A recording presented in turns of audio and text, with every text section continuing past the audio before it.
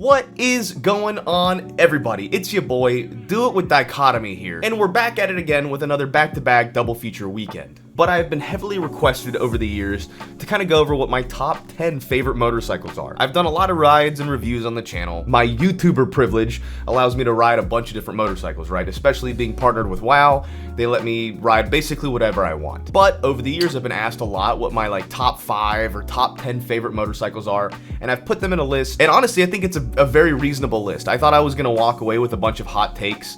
I think probably if I were to do my top 10 least favorite motorcycles or the top 10 most hated motorcycles, I think that would be a completely different type of video, right? So if you guys want to see that, leave a like. I appreciate it. It does help the channel out. It does, the algorithm. You know the thing. If you like the video, like the video. If you want to subscribe, subscribe. But I think this is a very fair list. I don't have much of an intro outside of that. Other than, if you want a flamethrower, you should buy a fucking flamethrower. Exothermic Technologies has a great sale going on right now where you can get 20% off of accessories with the purchase of a flamethrower. So if you've been looking for a sign to buy a flamethrower, this is your sign. Buy that flamethrower. Use coupon code AAC20 and you get 20% off your accessories at checkout. Need to burn some shit? Want something to not exist anymore? Get a fucking flamethrower and turn your problems into not that. That being said, let's hop right into it. So at the very bottom of our list, but still a great option, I think over the years, I really like the Honda Shadow. I think the Honda Shadow is an excellent platform. There's a ton of different versions of the bike, and you can turn the bike into anything you want. You want a cafe racer, you can build a cafe racer. You want to build a bobber, you can build a bobber. You want to make it more look like a sports bike, you can, really, if you just know somebody with the fabrication, or even if you want to learn how to do the work yourself, if you want to learn how to do the fabrication and whatnot, it's a great platform to start. Parts are cheap and they're infinite. There's a ton of performance stuff you can do to make the Honda Shadow not slow as shit too. Or if you want to there's a 600, there's an 1100, there's a bunch of different platforms, and there's a bunch of different versions of them throughout the years. So you can really kind of cherry pick and choose what you want. And honestly, they're all very, I don't want to say cheap is the wrong word, but incredibly reasonably priced. You can pick up a Shadow for less than $2,000 in pretty much any state in the US, and then you can do whatever you want with it. It's probably one of the best motorcycles to learn how to ride on, yet you'll still want to keep it when you're older or you have more riding experience. I look back at my Warhorse build. It was just a VLX 600. It was just a Honda Shadow 600. It's still one of my most favorite motorcycles I've ever built or ridden, just because of how it looks and how it rides and how it sounds. It should probably be higher on this list, but all the other motorcycles on this list are pretty cool. Up next at number 9 is the Suzuki VStrom 1000. This is probably a weird bike to put on this list for a lot of people who know me, but overall, I think it was one of the most enjoyable experiences I had on a bike that wasn't meant for me. It's a high-seating touring bike. It can work as an off-road bike too. If you really just want a motorcycle that can take you anywhere and can do all the things, it's that bike. And it's a Suzuki, so it's relatively reliable. It's a 1000, it's got a ton of power, ton of torque. You can wheelie it for days, so the fun is still there. It's got room for baggage and luggage. It's very comfortable. It's an upright riding position. It has a windshield. And with all this stuff being on it, it wasn't crazy heavy or hard to ride or suffered from maneuverability loss from all the extra shit. Overall, I think it's a really good motorcycle, and I think anybody who has ridden one would understand why it would be on my top 10 list. And it can be any kind of motorcycle that you want it to be. It truly is a great platform to do whatever you want on. Number 8, this one's a little bit of a bias, but the CBR 600 F4i. Overall, it's a perfect starting point for someone who's interested in sport bikes but doesn't want to start out on a crazy expensive, brand new 636 or a 600RR. It's not quite as fast or as punchy as your RRs, but it's still a good looking sport bike. They're a little bit older, so the ones that you are gonna find are gonna be a little bit beat up. Finding one in good condition is kind of hard. But finding one nonetheless is still not that hard. They're still reasonably priced. You still have all the fun of a 600cc sport bike. It looks really good. It's a Honda. You could beat the shit out of it. It will run forever and it'll never leave you stranded. And again, parts are cheap and they're infinite. So the CBR 600 F4i specifically was the first generation of fuel injected sport bikes for Honda. So it's kind of like a hey, we're into this too. No more carburetors. We're brand new. So it was a really turning point for Honda as well. I kind of think it's a pivotal bike in sport bikes, especially for the big four, right? I consider the F4i to be kind of like a gem in the sport bike community. I would still own one today, to be honest with you. I would go out and buy one today if I wanted one. Hell, I might just buy another F4i. Number 7, very weird one for me, I think. The Indian Scout Now, I've had a lot of good seat time on a Scout. I've done a review for a while, if you guys want to go check that out. I also rented one and rode it through Las Vegas a couple of years ago. I gotta say, it's a great motorcycle. It's got tons of power. It's crazy comfortable. It's super good looking. I think, first of all, the most important thing is physical attraction to whatever you're riding or owning. It's like, aesthetically, I think it's a very pleasing to look at motorcycle. You know, the lines are really good. The way they've kind of profiled the bike is really nice. It's got a ton of power, right? I was out with a bunch of people on Harleys, and I was walking away from them from every stoplight, from launch, from mid-range, from top end. It was just, they couldn't compete. Granted, they were on more bigger cruisers and baggers, but still, I mean, you're not lacking for power. They are owned by Polaris. That's personal. When I close my eyes and I think of Polaris, I don't really think of like quality. But their motorcycles, the Indian Scout motorcycle, is built very well. And there is a community for them. So there is aftermarket parts. Now, granted, it is like more of like a niche bike. So parts are a little bit more expensive than your like throwaway Chinese or even your like more reputable Japanese sport bike and cruisers. So they're gonna cost a little bit more. However, they are bountiful. There's tons of dudes out there with Skull Punisher knuckle rings and fucking flaming skull tattoos that make custom one-off parts for these bikes. The prices, like I said, are high, but there is an aftermarket scene for them. I don't think anybody who buys an Indian Scout walks away, or I should say rides away, feeling unhappy with their purchase. Everyone I've ever known to have an Indian Scout says they're the shit, they love them. And that was my experience with my seat time as well. I think it's a great bike. I really do. And I think it deserves to be on my top 10 list. I would own one. And another thing is that every bike on this list is a bike that I would love to own or have owned, right? Number 6 is something that I am incredibly interested in. I want one very bad. It was a toss-up between one of these and the CB1000 when I was getting my new motorcycle, but the BMW R9T has a very special place in my heart. I want one very badly. Aesthetically, it's beautiful, in my opinion. This is preference-based, but aesthetically, I think it's a gorgeous motorcycle. It rides very well, too. The power band is incredible, you know, sub 10,000 redline. I think your redlines are like 8 or 9K. Flat twin, right? People get hung up on the flat twins. Very interesting platform to put on a motorcycle, in my opinion, because the cylinder heads stick out so far from the bike. You know, if you go down, that's kind of like the first thing that hits. But I think it's a pleasure to ride. I think that's the part that makes it such a good bike to me, is that it was such a pleasure to ride when I rode it. I would love to replicate that experience every day, whether it meant going to the gym on it, or riding to go grab food, or going out for like a 2-hour ride, you know? It was comfortable enough, right? It's not the most comfortable motorcycle I've ever ridden, but it's very comfortable to ride on for a couple of hours. It sounds amazing. It looks beautiful. It's a BMW, you know? BMW as a whole, as a corporation, they make amazing cars that can do a lot of cool things. And they also make even more amazing motorcycles, in my opinion. I mean, their touring cruisers are some of the most renowned bikes in the world. They can do and go anywhere. Their S1000RR and their upright naked version of it, you know, their sport bikes are immaculate and were considered until like the Ninja H2 were like the pinnacle of street performance, right? Like a BMW S1000 back in the day was top dog. Obviously, that was before turbo boosts were so common you could throw a flip-flop and hit a dude in cargo shorts on one. But nonetheless, BMW is known for making amazing machines, and the R9T is no exception. That's another motorcycle that I would, really love to own, but also have never heard really negative experiences from people who do own them. Everyone who owns them tends to really like them. Number 5, again, is a bit of a bias.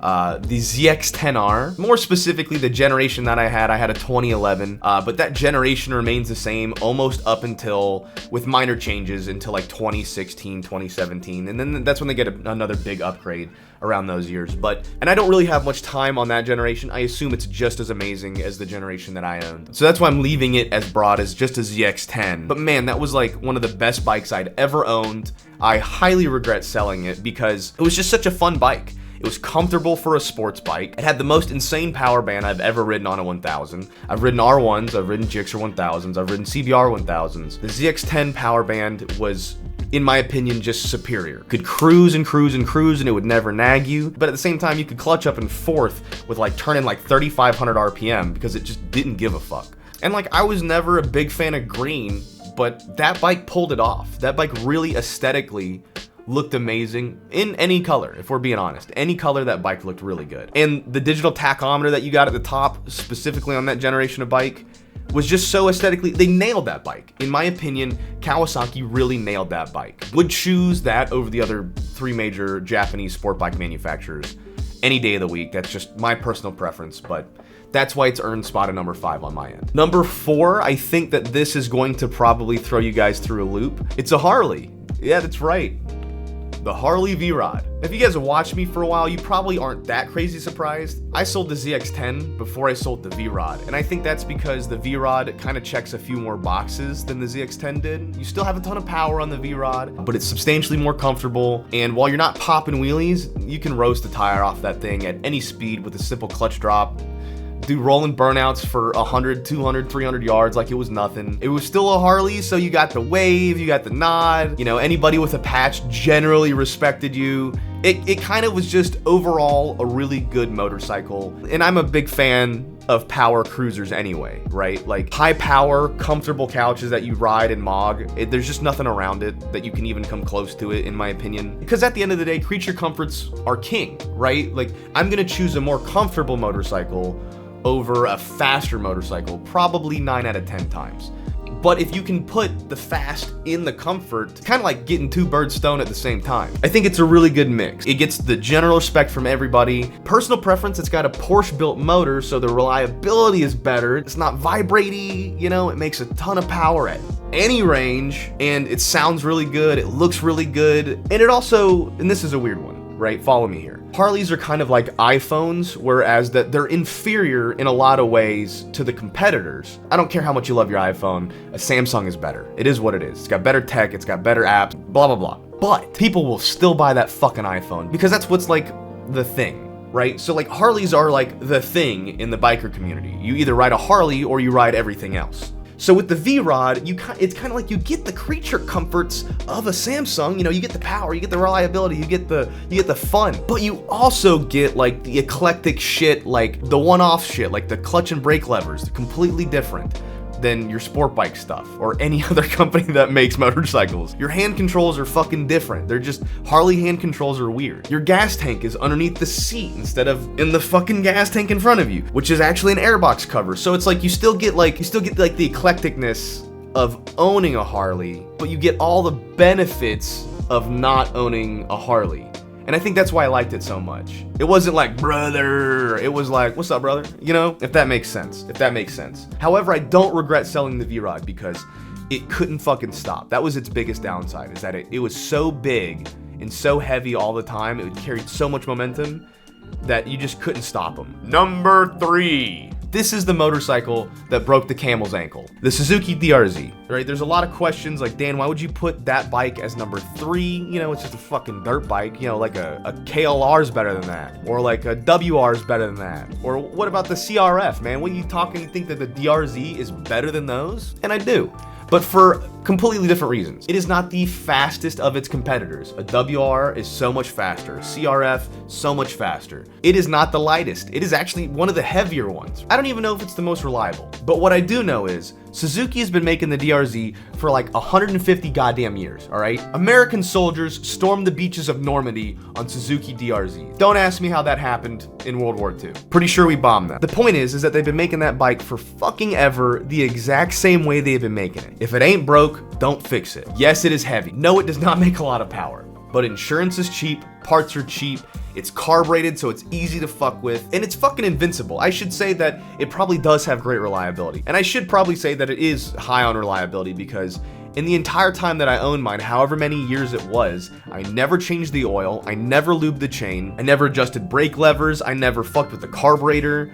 And I'll tell you how I treated that bike. Very poorly. I would hop on that bike after having it sit for a month, immediately wheeling it, 12 o'clock in it, redlining it, dropping it, flipping it, whatever. And then I would do that every day during summer until winter hit. And then I would let it sit, throw the old battery out, put a new battery in, do the exact same shit. And there's realistically, if we're being serious, there's not many motorcycles on the market that can handle that kind of treatment these days. You think you're gonna do that with a Husqvarna? Think you're gonna do that with your KTM? Maybe. Maybe you are. But at the end of the day, I think the DRZ is a great platform for anyone, right, who is looking to have fun on a motorcycle under the speed limit. because that's where that bike soars, is under the speed limit. Anything above like 60 gets real wobbly, and you know, it's heavy, but you can go off-road with it if you get like the off-road version of the DRZ, not the Supermoto, but you get the off-road version of it. You can go anywhere you want with that. And honestly, you can do it with the Supermoto too. They're short person friendly. I mean, they are a tall bike, but you can buy aftermarket stuff like seats and suspension to make it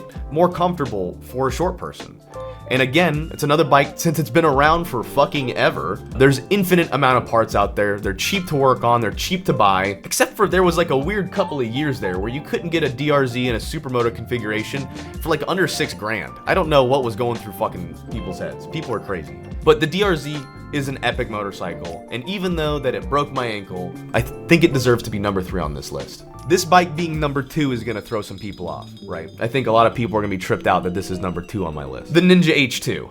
Right, that's number 2 on the list, so what could be number 1? We'll get there. The Ninja H2 was a motorcycle that I love to death, and I think everybody knows why the Ninja H2 is high on this list. Number 1, it's fast. Number 2, it's very fast. That's it. That's like realistically what that box checks, right? The Ninja H2 is strictly designed just to instill fear in the average 600 and 1000 cc rider's day. Picture this, you're minding your own business, you're at a stoplight, you're on your Gixxer 1000. You've had it for 2 weeks, you feel a little bit more comfortable on it. You haven't really done that many pulls on it because it's fast, but you think, I'm the fastest thing on 2 wheels all day, every day. Like nothing can touch me. And then you hear the sound of a blow-off valve whistling in the distance. And then some fucking guy on a Ninja H2 pulls it next to you at the light and is trying to act like he's not on a Ninja H2. Oh, what's up, dude? Nice bike. My brother in Christ, you are on a chrome dick that can do 210 miles an hour out of the box. And it's not like crazy comfortable, you know? It was hot in the crotch. It's like a Ducati. Ducatis are known for being kind of hot anywhere. That's why Italians have such low sperm count, believe it or not. There's all the Italian sport bikes that they ride. Me when I lie on the internet. But yeah, I don't think there's much to say about the Ninja H2, is that it looks really cool, it's very fast, and it was peak of technology for a short period of time. Anybody on a sport bike knows what it is when it pulls up. It's revered for that, it's well known for that. Now you can get them for, I think I see them going for like 15K is about like the bottom of them, but regardless, I hate to say that it's all the way up on this list based on just like sheer speed and shock value alone, but it is. And number 1 is a bike that holds a very special dear spot in my heart, the Suzuki Bergman 650. That's right, this scooter was by just fucking kidding. I'm just kidding. Please re-like the video. Please resubscribe and re-like the video. It's the Honda Magna. The Honda Magna is by far my favorite, and it's 100% biased motorcycle on the planet. You should have heard this earlier when I was talking about the Vrod. I'm a sucker for power cruiser. Like a cruiser that's not designed just to cruise. I want something that can rip my fucking face off while also being super comfortable. And that's what the Honda Magna was back in the fucking 90s. It's like, they're a muscle cruiser. They're called muscle bikes. It's a very specific class. You probably have never heard that term because it's such a small class. Nobody makes muscle bikes anymore. And like the V-Rod's kind of one of the last ones out there, you know? I genuinely wish Honda would come back out, and they might. I wish they'd come back out with a V4. And I say that they might because we're about to see the death of inline sport bikes. The inline 600 and 1000 class sport bike is on its way out right now due to like emissions regulations. I think in Europe right now is like the main killing factor of inline 4-cylinder sport bikes. They would have to send out these motorcycles so neutered from the factory just to pass EU regulations. So we are seeing the death of the inline sport bike. That's like why the R7 is so popular right now, is because they ain't making an R6. And it's going to affect other companies. I think it's already affecting Suzuki. I'm sure Honda and Kawasaki will follow suit. I think it's probably inevitable unless something changes. Unless EU regulations change, that is probably the likes of it.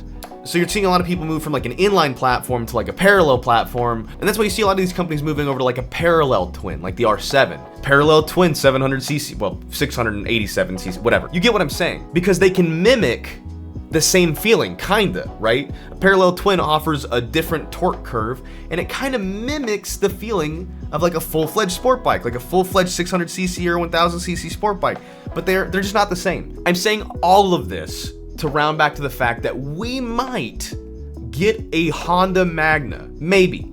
That's based off of zero information. I don't know if Honda's producing them, but like that would be a super cash money move for Honda to come back and be like, Hey dude, we decided that based off of like 3 people on the internet who really like these bikes, we're gonna bring it back. And we're gonna bring it back with a V1000. Put the Africa Twin motor in it, please, for the love of God. Put the Africa Twin motor in a fucking cruiser, call it a Magna, bring back muscle bikes. Please, Honda, please. I'll be the first one to buy. I'll pre-order it right now. I got at least a bunch of people in the comments who will pre-order one. That would be a pretty gnarly build though. Put like an Africa Twin motor in a Honda Magna. That'd be pretty cool. So yeah, the Honda Magna is my #1 favorite motorcycle in the world. I think the question is it on this list for anything other than biased, right? Like, am I putting this on this list? Am I putting this on this list strictly because I like the bike? Probably. If we really look at it, it's a carbureted V4 motorcycle that costs less than $2,000 to buy right now.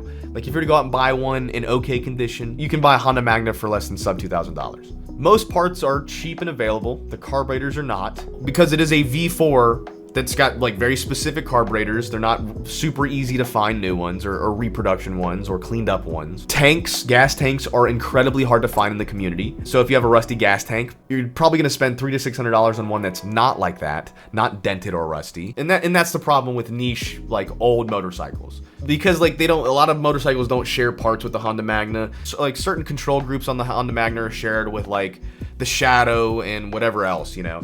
But there's a lot of very specific parts for that bike. The exhaust, the cylinder heads, the carburetor, the intake, the frame.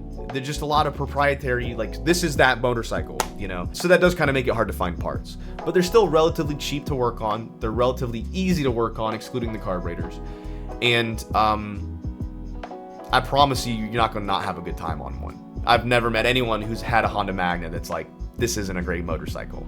Everyone who's ridden one or owned one can tell you it's a very special bike to appreciate, and it forever will be my favorite motorcycle, and that's why it's #1 on the list. I don't think anybody who's followed me for any sort of time doesn't understand why. I think people get that. But these are motorcycles that I've thought about a lot over the years. I'd recommend them to pretty much anybody. And if you're looking for your next motorcycle and you've never ridden or owned one of these, highly consider one of them. I think that you wouldn't be upset with any of these motorcycles that are on this list. And that's coming from the Worded Dan.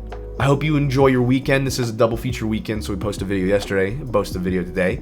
I do that every now and again. It's kind of a rare thing. But yeah, enjoy your weekend. I love you guys, and I will see you in the next one.